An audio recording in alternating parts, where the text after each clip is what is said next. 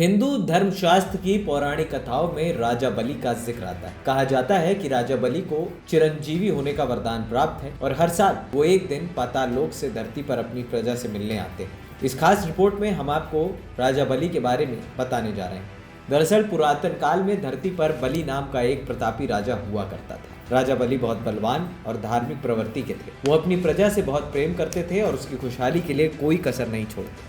हालांकि उनमें एक कमी थी, उन्हें अपनी शक्तियों पर बहुत अभिमान था। वो खुद को देवताओं के ऊपर मानते थे, इसलिए असुर उनके साथ आ गए थे। कहते हैं राजा बलि को चिरंजीवी वरदान प्राप्त है, इसलिए वो आज भी जिंदा है। हर साल वो एक दिन पाताल लोक से धरती पर अपनी प्रजा से मिलने आते हैं। एक बार स्वर्गलोक के देव इंद्र को ऋषि दुर्वासा के गुस्से का सामना करना पड़ा।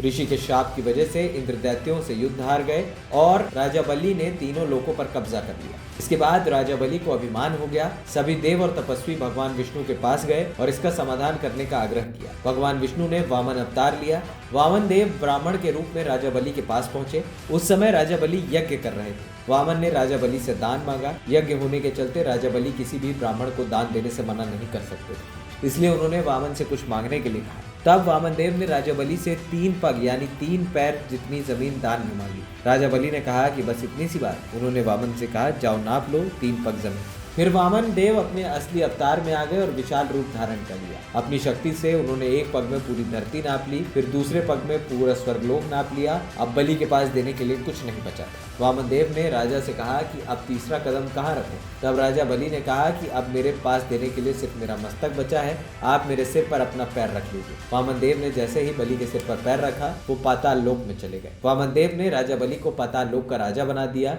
और स्वर्गलोक फिर से इंद्र को सौंप दिया। वहीं धरती से भी दैत्यों का राज खत्म हो गया। राजा बलि को चिरंजीवी वरदान प्राप्त था, इसलिए उनकी मृत्यु नहीं हो सकी। उन्होंने भगवान के समक्ष अपनी प्रजा से मिलने की इच्छा जाहिर की। तब विष्णु जी ने राजा बलि को वरदान दिया कि साल में एक दिन में वो अपनी प्रजा से मिलने धरती लोक पर आ सकते हैं। कहते हैं चिरंजीवी होने की वजह से राजा बलि आज भी जिंदा है और हर साल ओणम पर्व पर वो धरती पर अपनी प्रजा से मिलने आते हैं। ANP टाइम्स की रिपोर्ट।